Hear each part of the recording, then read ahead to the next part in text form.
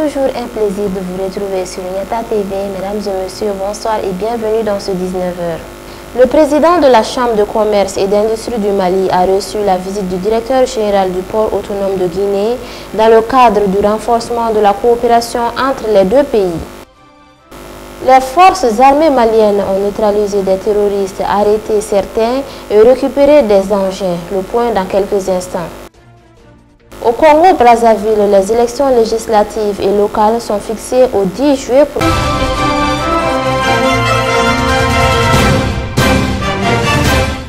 Une fois de plus, bienvenue dans cette édition. Comme je vous en parlais tout à l'heure dans les titres, le directeur général du port autonome de la Guinée-Conakry, Biro Diallo, a été reçu hier par le président de la Chambre de commerce et d'industrie du Mali. Cette rencontre, qui entre dans le cadre du renforcement de la coopération entre nos deux pays, vise à inciter les opérateurs économiques du Mali à se diriger vers le port autonome de Conakry, qui est situé à seulement 800 km de la capitale malienne.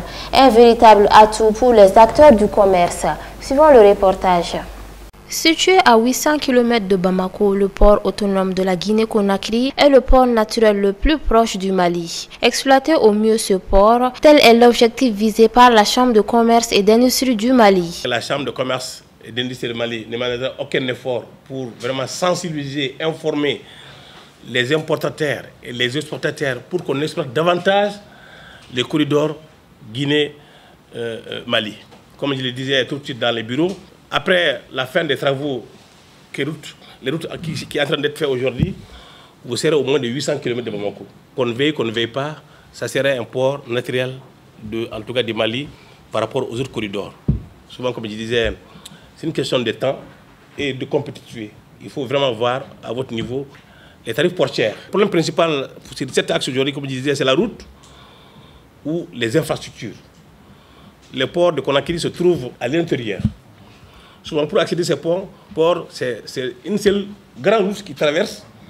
Difficilement que nos camions aujourd'hui, si on veut les balancer sur le côté, qu'on puisse vraiment charger aux mêmes rotations que nous faisons.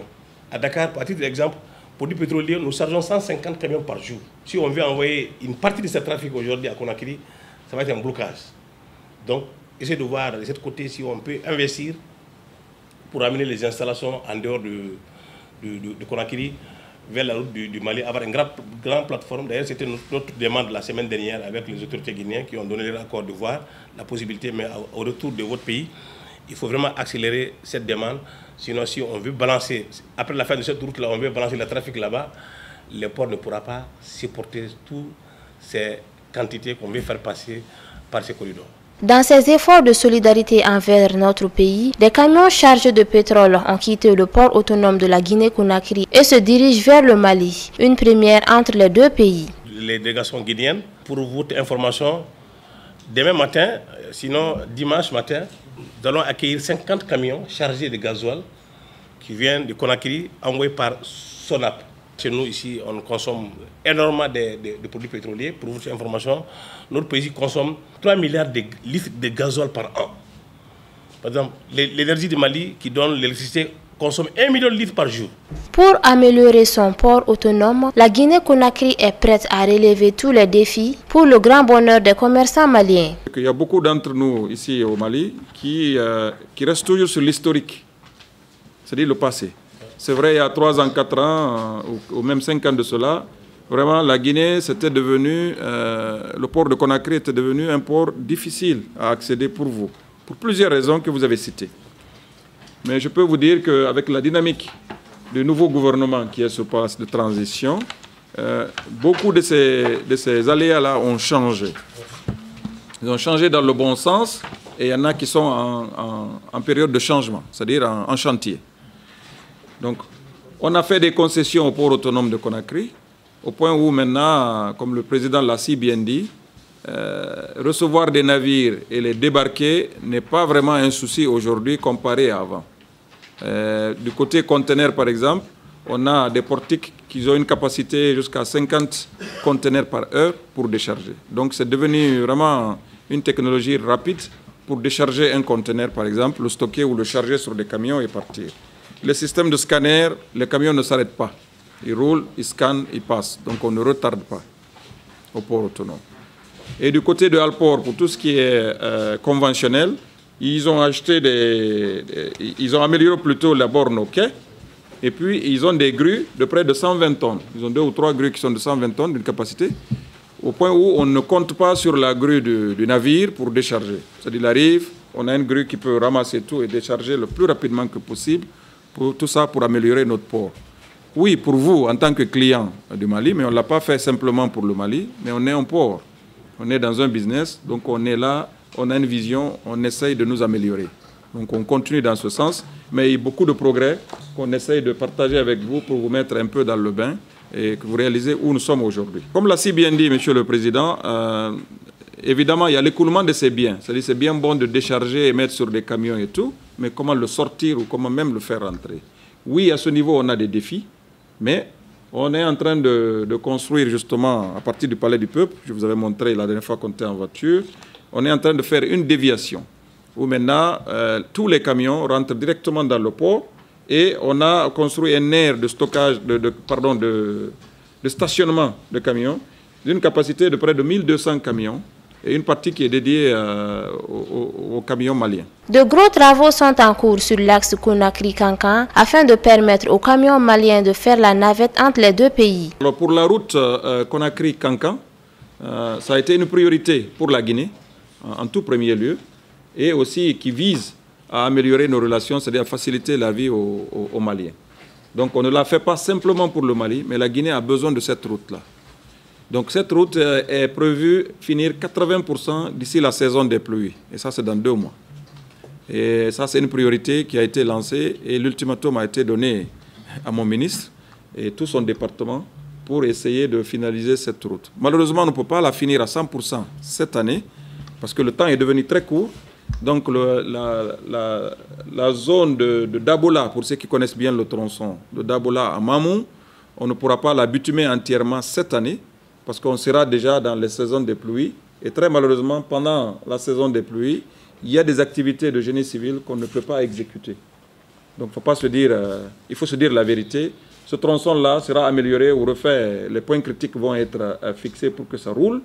On peut rouler aujourd'hui de Kankan ou de Bamako jusqu'à Conakry sans trop de soucis. Vivement la coopération entre le Mali et la Guinée-Conakry. Comme le dit un célèbre adage, le Mali et la Guinée sont 2 poumons dans un même corps. Sur tout un autre plan, les forces armées maliennes continuent la recherche et la destruction des sanctuaires terroristes dans le cadre du plan Maliko et de l'opération Keletigui. C'est ainsi que nos soldats ont neutralisé des terroristes, interpellé certains et récupéré des engins. L'état-major général des armées s'est exprimé à travers un communiqué dont les détails avec Ali Koulibaly.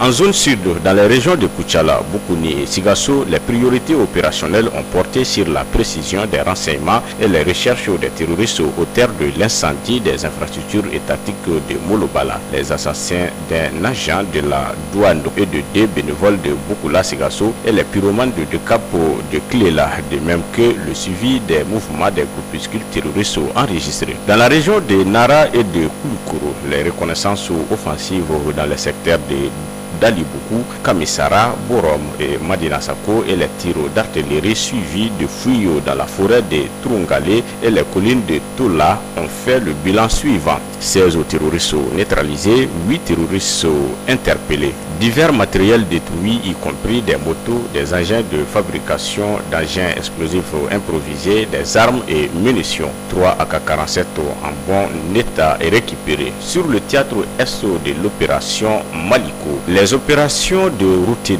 de sécurisation des personnes et de leurs biens, de même que la protection des forces, se sont poursuivies avec une attention particulière sur la région de Menaka. Des frappes d'opportunité ont dispersé une vingtaine de terroristes en mouvement dans le secteur de Gouski avec la destruction d'un pick-up et la neutralisation de 8 terroristes. Sur le théâtre centre de l'opération Maliko, une opération est reportée sur les lieux des frappes de destruction d'un important plot logistique opérationnel du 24 avril 2022 dans le secteur de Nyasso, Sébé et Sosobé Touroukoro a permis de recueillir d'importants renseignements. Une patrouille Fama sur l'axe Bankasso-Bandiagara a récupéré une sterne volée à l'énergie du Mali. Dans la région de Douanza, une patrouille Fama sur la route Mondoro-Boni a réagi à une embuscade faisant côté ami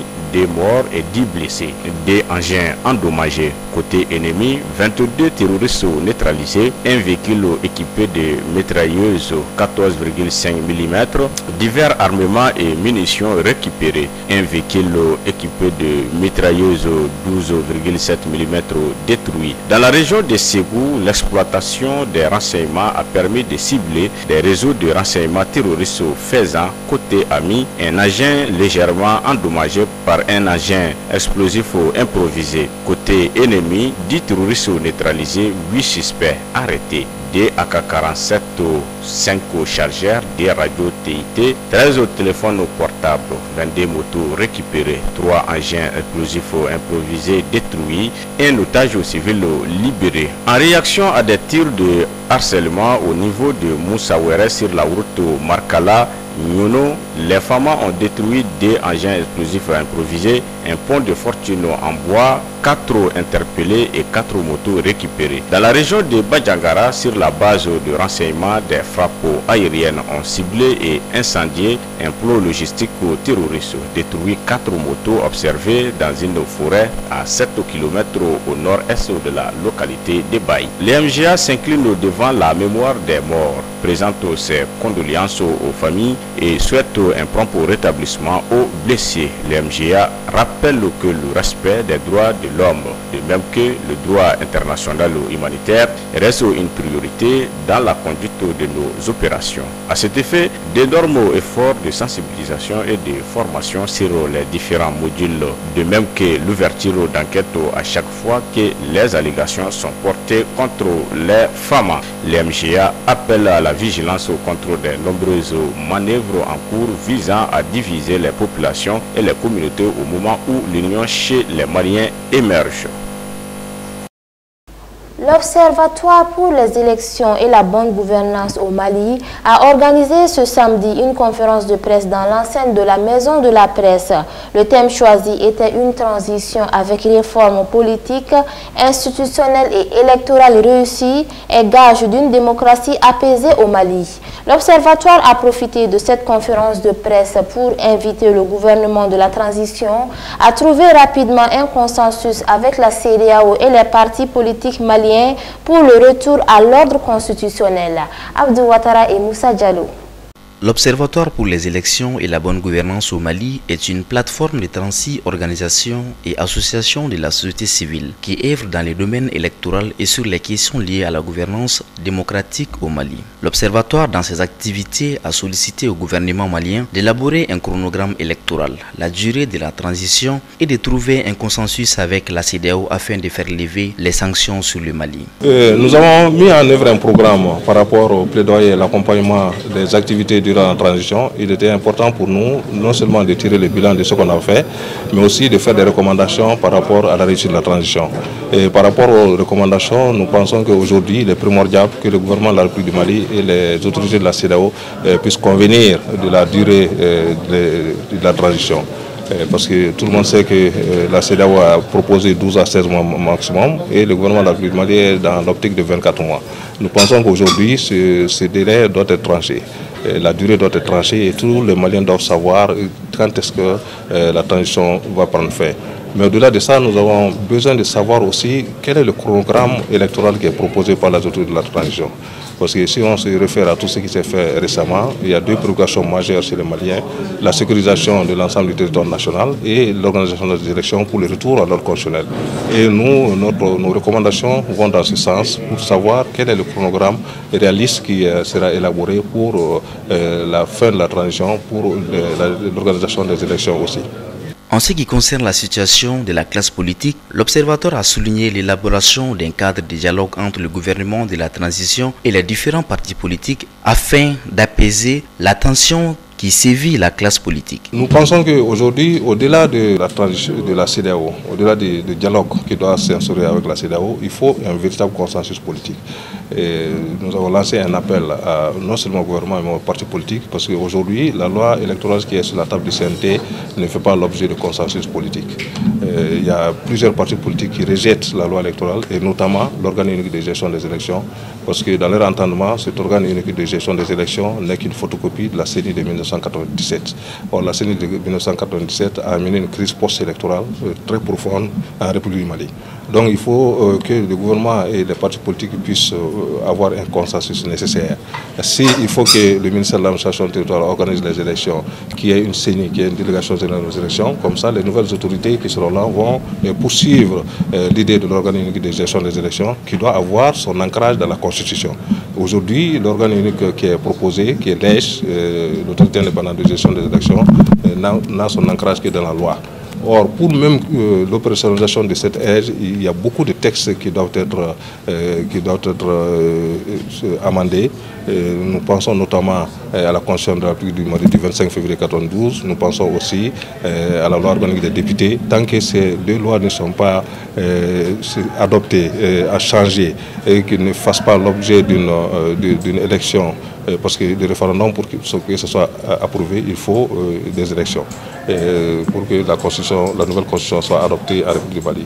L'Observatoire a pour mission d'accompagner le processus de transition par la mise en œuvre des activités d'information, de sensibilisation des populations en y impliquant étroitement les médias publics et privés.